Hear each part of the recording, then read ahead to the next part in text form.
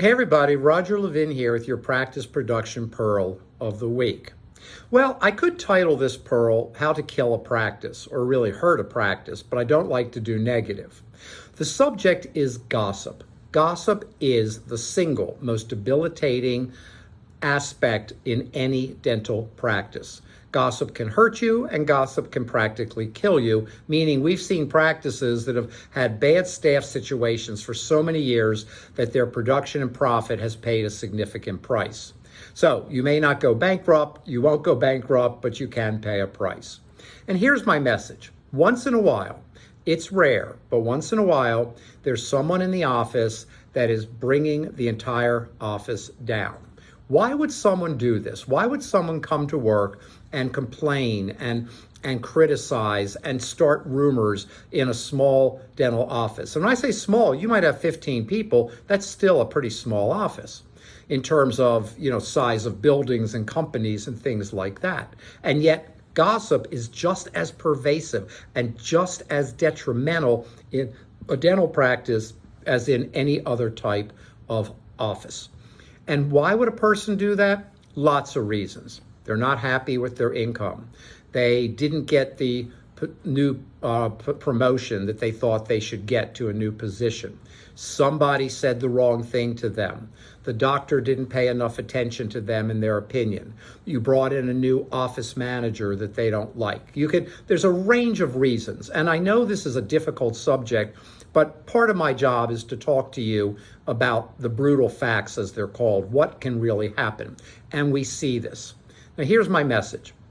If you have a person like that, the first thing you need to do, step one, is make it clear to the team that gossip is not part of the culture. You don't want it, you won't have it, you won't tolerate it. And don't be passive aggressive. Passive aggressive means you ignore things thinking they're going to get better. They don't. They get worse. How much damage do you want to have before you deal with this? Number two, if someone brings you gossip, they're playing you. And they're telling you the gossip to tell you about what somebody else is doing. Don't participate. Make it clear, if you tell me, I will act on it. People come to you and say, you can't tell so-and-so I said this. No, that's a non-starter. That's not going to happen. If you tell me, I founded this business, I took debt, I've worked hard, I've built it with great people like you, but if you tell me, it is my responsibility to act on it. So either don't tell me or I'm going to act on it. Now, you might think, no, Roger, I should know what's going on. You're not the Central Intelligence Agency. You're not a spy. You're not trying to get secret information. So number three is create an open and safe environment, meaning in your meetings, everybody should be made to feel like they can say anything as long as they're polite. They can be critical if they're polite. They can talk about weaknesses if they're polite. What we don't do is talk about people's personalities, but we talk about issues. And if you bring it up, we're going to have an open conversation about it. Now, if you're passive aggressive, that will blow up because you'll just pacify it and not do anything, and then it gets worse.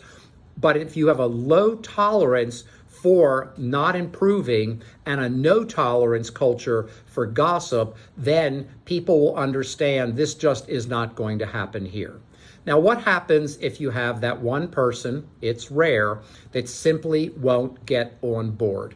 Well, you've got to make the call. I go back, I'm all about questions. I ask questions to understand how to come up with answers and decisions. How much damage will you tolerate before you will act? Because either they're going to leave you after a lot of damage or you're going to leave them after a lot of damage. Either way, there was a lot of damage. So in the rare situation, and if you have that situation, you need to be proactive, not passive aggressive.